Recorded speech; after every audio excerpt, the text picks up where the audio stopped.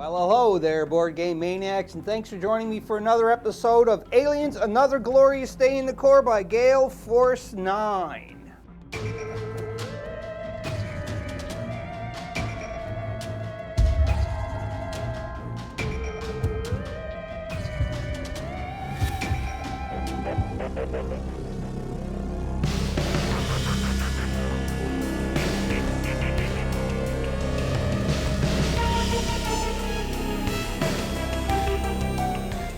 You can notice that the setup is a little bit different, and the reason why is because I am trying to adjust for trying to fix the multiplexer still, but I'm also going to be hanging new mics for when we are doing some group gaming, which is going to be really interesting. It's going to sound a lot better and look a lot better. But you can see here, everything is set up where we left off, and let's just go in for a tighter shot to see where we actually left off at the last turn.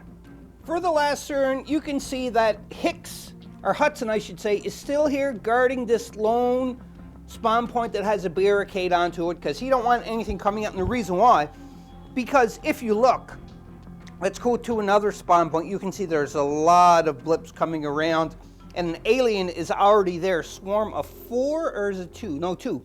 A swarm of 4 is right at the door that is open, and you can see there is 1, 2, 3 more swarms. 1 is 2, 1 is 3, and 1 is 4 for swarms.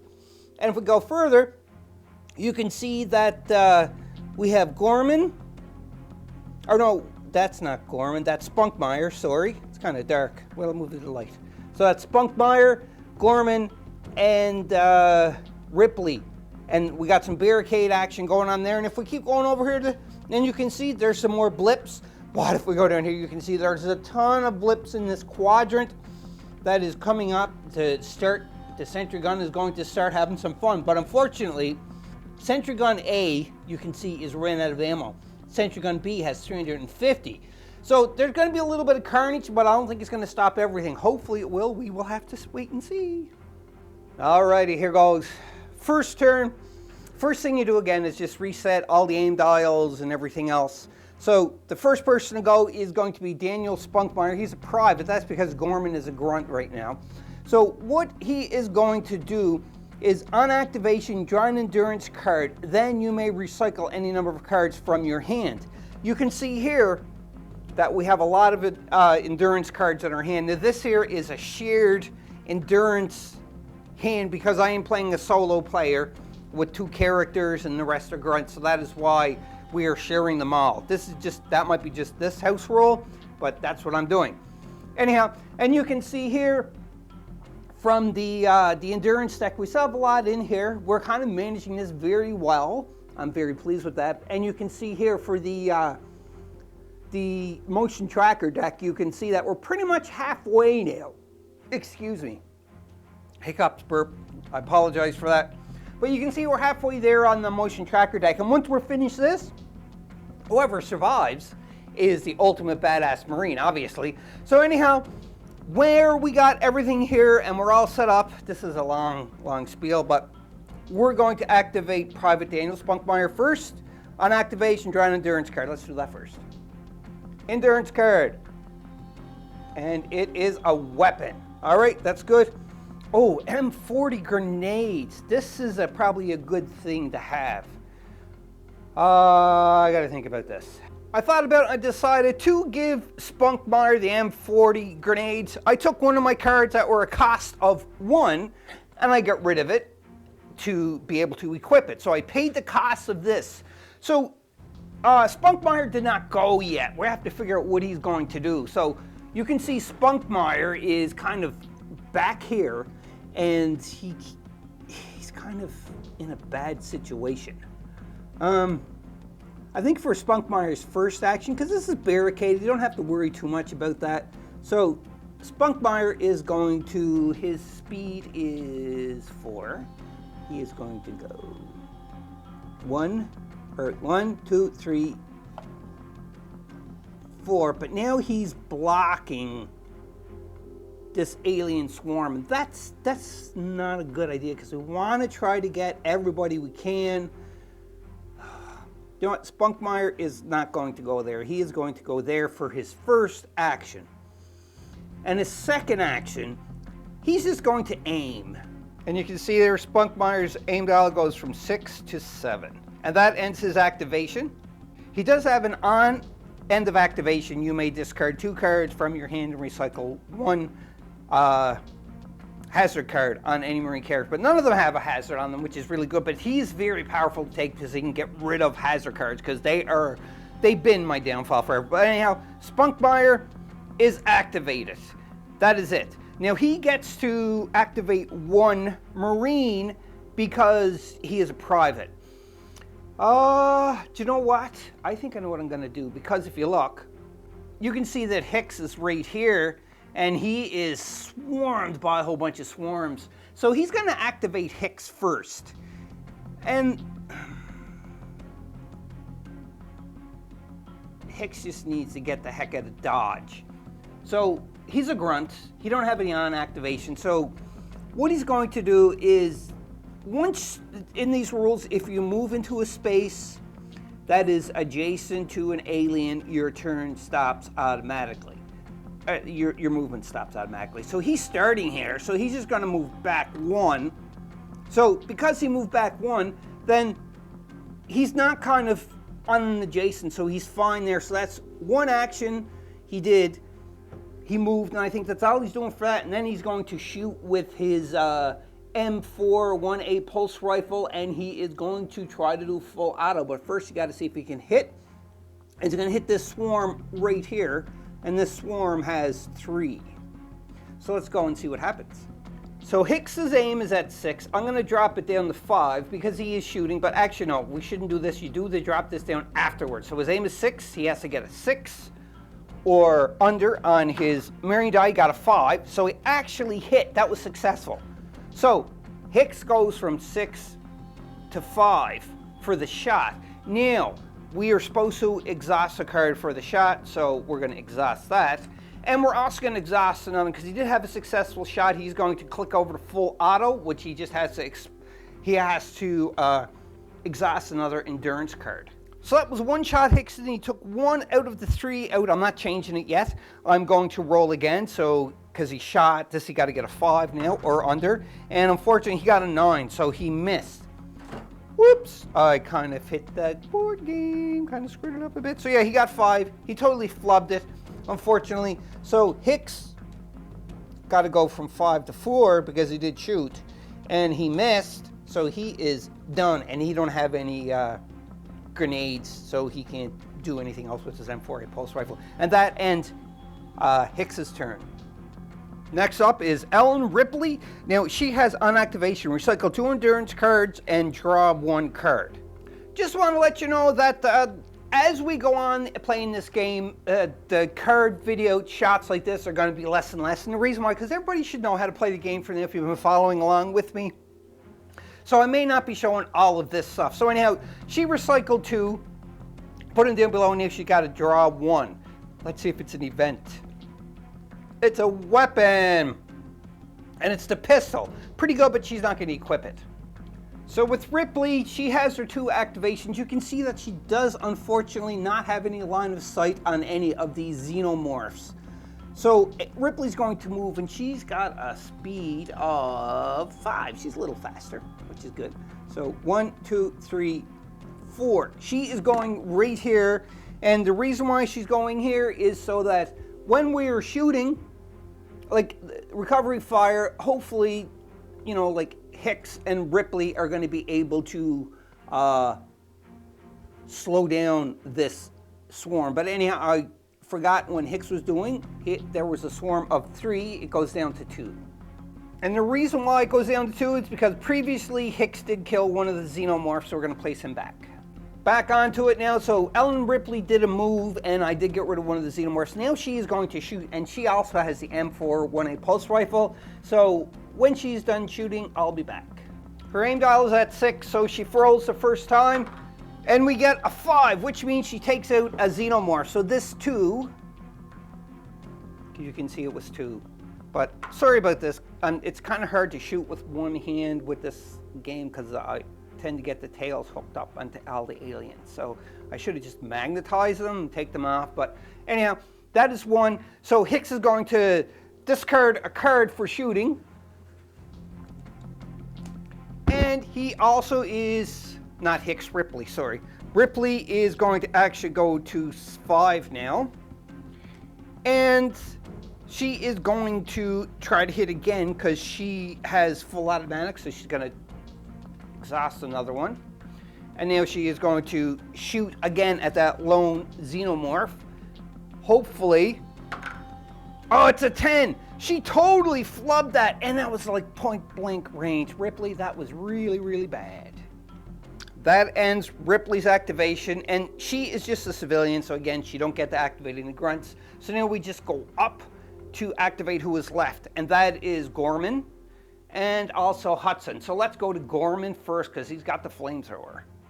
First action Gorman's going to do is he's got a speed of 4, so he's obviously going to move. 1, 2, 3, 4. Right here. Oh, I kind of bumped some stuff there. Get back there, get back there. All right, so Gorman come up here and he's like, user toast. So he's going to flame throw these xenomorphs. Now, the flamethrower is a close weapon, and it says, exhaust 2 cards to make an attack with this weapon. Choose a space that is 2 spaces away from your character and in line of sight. Roll for each model and token in the space and within 1 space of it. This weapon always hits on a 7 or less. So he's got a name of 4, but it will hit on a 7 or less. So let's go with this big swarm here first. Actually, I think that's supposed to be there. I kind of bumped them. Anyhow, here goes. I got a 6, so it's a 7 or less. He hit, and I got to exhaust 2 cards before I do that. Oops. So 2 cards are exhausted. Don't say anything about that this is like a automatic or anything like that. So this 4 goes to 3. Excuse me. There's still 3 more xenomorphs there, so we still got to roll again. So it's 7 or less, and he got a 7, so he hit again. Now, because he shot, got to reduce this to 2 now, because he can run out of ammo. He can't go below 1 though. And he's going to shoot again. Here goes. He's got a 3, so he got another one. So this here swarm is down to 2. Whoops. Like that. Alrighty, I think I'm doing something wrong here, actually. I just caught this. Just a little rules clarification on the flamethrower. I did look into the book because it didn't seem right to me. So when Gorman is shooting, and again, where it says here, it's cumbersome, you can't have a backup weapon. Choose a space that is 2 spaces away from your character and in line of sight. Roll for each model and token in the space and within 1 space of it. This weapon always hits on a 7 or less. So we played that right, but what we played wrong is that every time Xenomorph was destroyed, we were reducing the aim dial, but now it's back up to 3 where it should be because they only shot once, and we're still rolling for the flame is just carrying on over each of the Xenomorphs. It's like it's jumping from Xenomorph to Xenomorph. So that is the way you were supposed to play it. It's not the way that I think I did in the past. So this, he's still only on 3, as in like 3. He got the aim of 3. He's still shooting because they're still jumping over. So he shot here, so it jumped over here. Unfortunately, it can't jump there because it's not adjacent.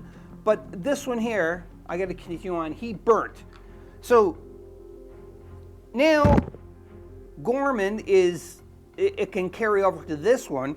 So 7 or less, and he's got a 1. So he definitely toasted that Xenomorph too as well. So Gorman just took out 2 swarms of Xenomorphs on his own. Good going, Gorman. You showed them how to do it. And because Gorman can't really carry any flames back over here, like to get over to this part, this Xenomorph swarm is safe because they're kind of hiding in the corner because they seen Gorman coming with a flamethrower. Smart Xenomorphs. So anyhow, that is the correction for the flamethrower. So we're going to try to keep doing it properly, moving on from here. And that ends Gorman's activation. Now we are on to one last Marine, and that is Hudson himself. And Hudson has the, his aim is 6, he's starting off. He's got the M4A pulse rifle. Now Hudson is hearing some ruckus going on and some fire going on, and you know, he's kind of worried. So I'm thinking, Hudson, He's like, oh, I can't keep guarding this, man. It's going to be game over. So he's going to move. Hudson's speed is 4. So he's going to go 1, 2, 3. So since he's here, this door is not open because the xenomorph is adjacent. He's not in front of the xenomorph, he's on to the side, so you can't do that. Shoot. So that was 3. So 4, the door is open.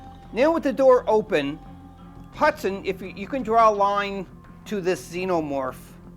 So Hudson is going to take a shot at that xenomorph with his M4A1A pulse rifle, and his aim is 6 right now. So let's see if he can do something here. And he got a 6, so he has just made it.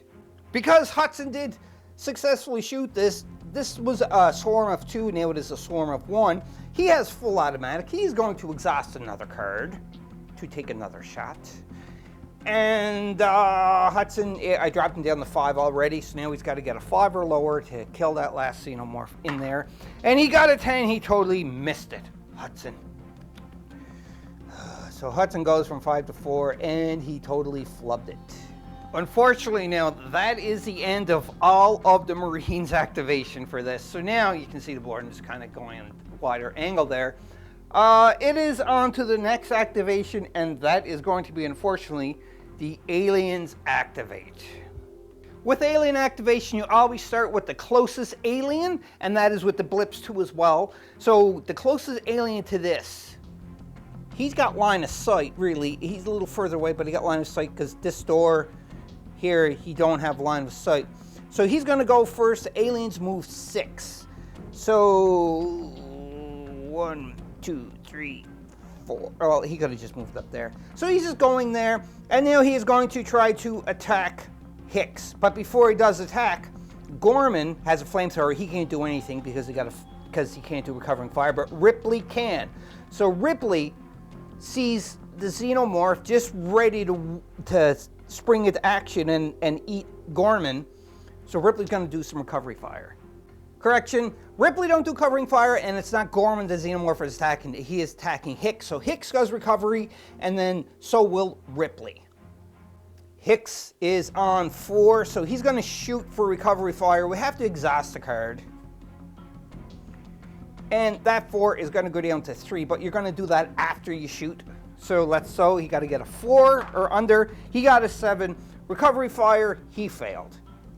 And, you know, at least he didn't get a 0, because if he got a 0, then he totally whiffed it and the alien would have just killed him. But that's in close combat. Anyhow, next thing we're going to do now is going to be Ripley is going to try to stop that xenomorph. So she has an aim of 5. I had to drop that down to 6. I mean, drop it down to 4 because where she shot. And also I have to exhaust the card for Ripley for taking that shot. Now remember, automatic fire does not work into this stage, which is the recovery fire or defensive fire, whatever you want to call it. Anyhow, she needs a score of 4 or lower for Ripley. She's got a 1. She totally succeeded. She's like, bam! She totally blew that friggin' xenomorph out of the water! Good shooting, Ripley. Hicks is just amazed. I think Hicks has a thing for Ripley. Really? So, you know, like anything that Ripley does, he's just totally amazed with. Now, that was only the 1 alien on the board that we activated. We have another alien right here that the door is open to, but he has a line of 6. So he's going to go 1, 2, and right into Gorman. It's a swarm of 2. Gorman does unfortunately not have a recovery fire or defensive fire because he has a flamethrower, but Ripley and Hicks certainly does. So does Spunkmeyer, but Spunkmeyer does not have line of sight, unfortunately. So let's do Ripley trying to shoot at this swarm first. Ripley has an aim of 4 right now. She got an 8. She missed. 4 goes to 3 because she did take a shot. Next, we have Hicks is going to try to, you know, like, show him that he's still worthwhile in this. He's a good Marine in this spaceport, or this simulation. So his aim is at 3 right now. This is really tough for Hicks. He needs to get a 3 or under. And he's got an 8. Obviously, he sucked 2 as well. So the 3 goes down to 2. And we still have to exhaust the card. And that is it now for the recovery fire. Actually, this door is open. And Hudson is here. And he got to be within 4 spaces. 1, 2, 3. He's within 4 spaces, so Hudson can shoot. Haha. So I'm just going to leave it at 4 first. He needs to get a 4 or lower to hit.